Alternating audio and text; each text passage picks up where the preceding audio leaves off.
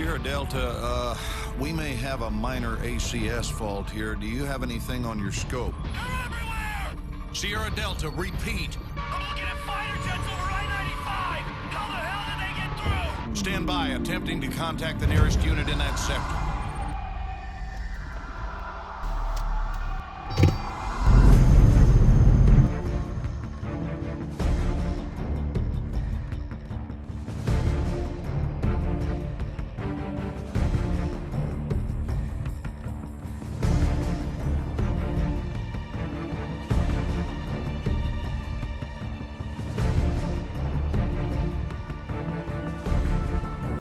What's up guys, I'm Low-Key, and if you couldn't tell from that video title, today we're going to be unboxing the one, the only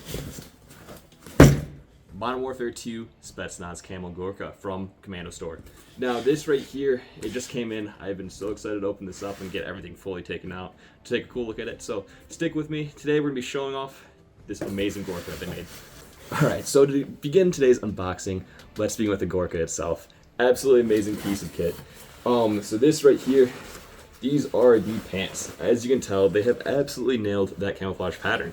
Now, these are quite different from the Rothko ones. Honestly, I know I'll probably get a few comments saying, you could have bought the Rothko ones for so much cheaper. Yeah, the camos are different. They are different, trust me. So yeah, these are the Gorka pants right here. They look extremely small. I'll be honest, I've already tried these on because I thought they were too small first and I was worried about that. They expand quite a bit, so we're good with that. Don't worry about that. Now, I've never actually owned a pair of Gorkas, so I don't know how much these compare to the actual Gorka pants themselves. They have the built-in gaiters towards the bottom. I'll be borrowing my friend's Gorkas, actually, to do a comparison of these, just so we can see how they compare to real Gorkas. Alright, so right off the bat, I just want to say that the material feels absolutely amazing. The stitch quality seems pretty good. So even though these are like a reproduction of a funny video game pant, I think they're actually going to hold up decently well for airsoft or camping. We'll see though. I do plan to do a review on these in the future. That's a little bit better structured rather than just an unboxing where I'm ad-libbing whatever I want to say.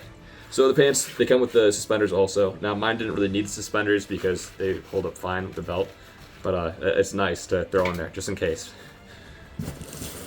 Alright, after that we have the jacket itself. Now this is the top for the Gorka set. Absolutely amazing. The only thing that kind of bums me out is I'm very used to the Leo Kohler smocks and everything like that, where you have a million pockets. Now these ones don't. Now that's just how Gorkas are styled. I'm not used to that kind of stuff. Like I said, I've never owned one like that. So, as you can tell, this is extremely close to the video game. It's so cool, honestly, to see. You got the pocket set up and everything like that for patches. It's really cool. They absolutely nailed the pattern once again, and it's really cool to see compared to the actual Modern Warfare 2 video game. Now the stitch lines, the stitch quality, all seems to be really well, and I'm excited to see how it holds up and stuff, especially for like a normal season of airsoft. So to complete the impression, I got the Pasget helmet cover. Now I don't plan to throw this on a Pasget actually, I plan to throw it on a more accurate helmet style for this. So stay tuned to see that once I actually put this whole entire kit together. It's gonna be really awesome.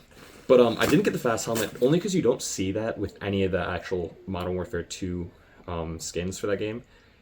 I forget when the game came out. I imagine the fast helmet did exist. I forget when Modern Warfare 2 actually did come out though. But yeah, so they styled the helmet off the Pasget or the RBR or the LWH. I'm pretty sure it was styled off the RBR that was used by FSB at the time. So that is actually what I'm going to be using for this impression. I'm really hoping this will fit because I think this was modeled specifically for Pasgets, but we'll see. And I'll keep you guys updated on that. But yeah, honestly, this helmet cover is sweet. You've got the little spots to tie in some foliage. I plan to do that. Obviously we tie in like strips of black and stuff that you see some of the guys do, and some of the models do in the video game. Commonly with like the little black strips and stuff. I think you see that with the GP5 skin. So, like I said, I plan to do a true one-to-one of the kits from the game. I know there's gonna be a lot of poop farb kits, honestly, now that this just came out. But you know, that's fine, whatever. I'm trying to make it as accurate as possible. And now that's where I wanted to bring up this. So what roadblocks am I running into for making this true one-to-one with the Modern Warfare 2 operators? So the problem I ran into is the body armor. Originally, I was going to use my PT-1 body armor that I use for my Navy SEAL stuff. However, this just is not accurate. Now, the in-game models, they are based off of the Ranger body armor that was seen in use by Rangers, obviously, during Black Hawk Down. Now, the problem with this is that almost every guy who does Black Hawk Down kit, covets these the Ranger body armor, making them almost nearly impossible to find. The other problem on top of this is that these were all made in woodland at the time, not in black. They never were made in black. So Call of Duty, they're known to do this. They do it with a lot of other skins and stuff in other games, where they take either a plate carrier design, mix it with another one, or they just make it a color it was never issued in. So originally I was just going to buy one of these Ranger body armors and dye it black, which is absolutely terrible. But at the same time, I don't want to spend upwards to $600 to $800 on body armor and then completely destroy the historical value and price of it, honestly. So we weren't going to do that. I was on the fence if I should just do it with a reproduction. There's only one reproduction I could find on eBay. I'm on the fence still if I should buy that and just dye it black completely. So I think what I'm really going to end up doing is buying another body armor design similar to the PT1, or it's a PT1 reproduction, and I'm going to do my own sew job. Now, the way we can tell that this is the Ranger body armor and not just some other random plate carrier or another style like that is the front plate bag. Now you can see it's angled like this on the operator's skin, and because of that, you know, I just have to do it right. Now, honestly, I wish I could get this video out sooner. I wish I could nail this video out and get it done for you guys almost this week or next week. However, that's just not going to be the case. I will probably have a true Modern Warfare 2 kit done, I would say by September, hopefully. Fingers crossed. Fingers crossed as long as everything goes right for it.